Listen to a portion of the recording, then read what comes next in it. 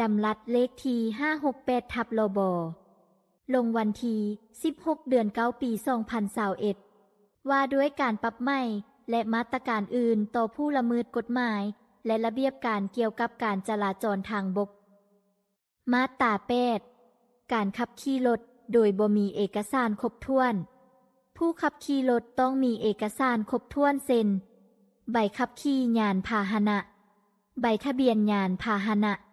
ใบยั่งยืนการกวดกาเทคนิคใบเสียค่าธรรมเนียมทางใบประกันภัยยานพาหนะนอกจากเอกสารที่กล่าวมาข้างเทิงนี้รถขนส่งผู้โดยสารและสินค้ายังต้องมีใบอนุญาตดำเนินธุรกิจขนส่งใบอนุญาตแล่นรถปึ้มติดตามการแล่นรถใบติดตามผู้โดยสารและสินค้าสำหรับรถขนส่งนักท่องเที่ยวต้องมีบัญชีนักท่องเที่ยวและแผนการนำเที่ยวในกรณีผู้ขับขี่ใดหากบ่มีเอกสารครบถ้วนตามที่ได้กำหนดไว้เทิงนี้จะถูกปรับใหม่ตามแต่ละเอกสารและประเภทรถดังนี้ 1. 30,000 กีบสำหรับรถจักร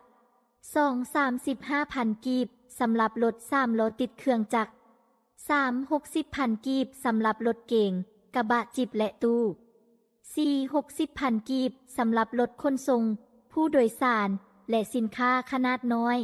80,000 กีบสำหรับรถขนส่งผู้โดยสารและสินค้าขนาดกลาง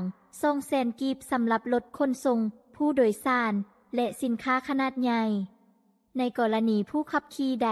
หากบ่มีใบทะเบียนยานพาหนะให้เจ้าหน้าที่ควบคุมการจราจรทางบกกักรถไว้แล้วให้เจ้าของรถนำเอาเอกสารที่เกี่ยวข้องทั้งหมดมายั่งยืนเอารถถ้าบ่มีเอกสารที่เกี่ยวข้องมายั่งยืนให้เจ้าหน้าที่ดังกล่าวปฏิบัติตามกฎหมายและระเบียบการที่เกี่ยวข้องอย่างเข้มงวดถ้าเห็นว่าคลิปนี้มีประโยชน์ฝากกดติดตามเพื่อเป็นกำลังใจในการเฮ็ดคลิปต่อไปในเด้อขอบใจ